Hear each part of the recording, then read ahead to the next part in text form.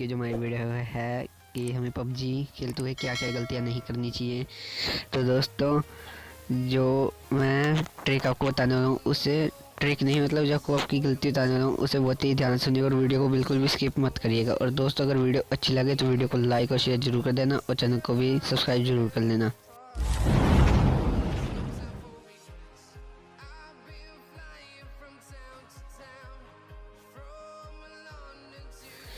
दोस्तों, आज की जो वीडियो है वो इस टॉपिक के ऊपर है कि हमें कभी भी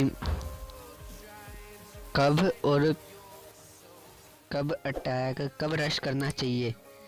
सबसे पहली बात दोस्तों ये है कि अगर आप सोलो खेल रहे हैं और आपके सामने स्क्वाड है तो आपको कभी भी उन पर अटैक नहीं करना है। तो ज़्यादातर आप कोशिश करिए कि आप उनसे बहुत दूर जाएं, दूर रहिए, अपने किसी सेफ जगह पर रहिए जहाँ से वो आपको देख ना पाएँ।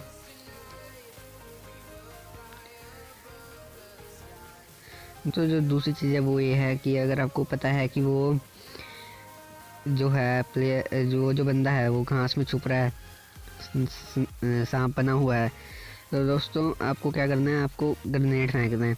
गोली फायर करने की कोशिश मत करिएगा, क्योंकि लास्ट में अक्सर यही होता है कि वो नीचे बैठा होता है तो वो एंगल ज़्यादा ऊपर करके हमें नहीं देख पाता।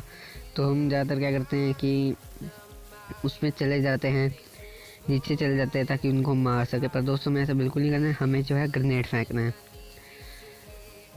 और दोस्तों, मैं आज की वीडियो में आपको ये दिखाने वाला हूँ कि हम जो डुओ होते हैं वो किस तरह स्क्वाड पर अटैक करते हैं और मारे जाते हैं। तो दोस्तों, जैसा कि आप देख सकते हैं हमारे यहाँ पर बंदे आ चुके हैं। हमारा ये गेम थोड़ा लैग हो रहा है।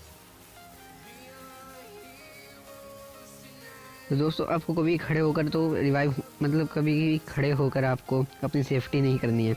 हमेशा बैठ जाइए या फिर प्रोन लगाइए और फर्स्ट से पहले आप अपनी हेल्थ देखिए कि आपकी हेल्थ कितनी है, उससे मैनेज कीजिए। अगर आपकी हेल्थ है तो ही आप रश करिएगा। आपको ये भी देखना है कि आपके प्लेयर कहाँ कहाँ अटैक करें। अगर आप तो बम फेंक रहे हैं तो आप किसी चीज़ का सहारा ले सकते हैं, जैसे पेड़ हो गया। दोस्तों, जैसे उन्हें अभी सामने बम फेंक है तो मुझको बिल्कुल भी नहीं लगा है। और दोस्तों, इसी तरह मैं नॉकआउट हो चुका हूँ।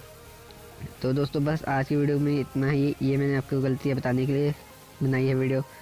दोस्तों, वीडियो अच्छी लगी हो तो वीडियो को लाइक शेयर सब्सक्राइब कर लेना, और आप चैनल पर हैं तो चैनल को भी सब्सक्राइब कर लेना।